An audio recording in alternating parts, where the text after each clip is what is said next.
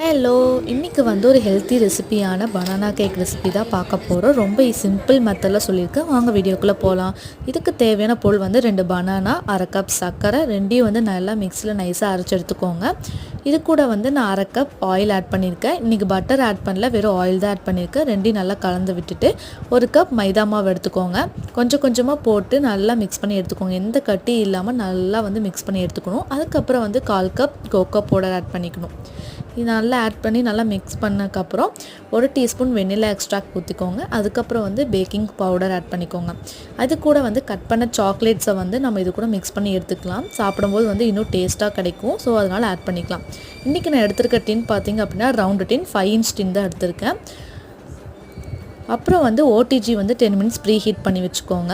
இதுக்கு மேலே டெக்கரேட்காக நான் வந்து கட் பண்ண சாக்லேட் வந்து செப்பரேட் பண்ணி விட்டுருக்கேன். அப்புறம் வந்து 20 மினிட்ஸ் பேக் பண்ணி எடுத்தீங்க நம்ம பனானா கேக்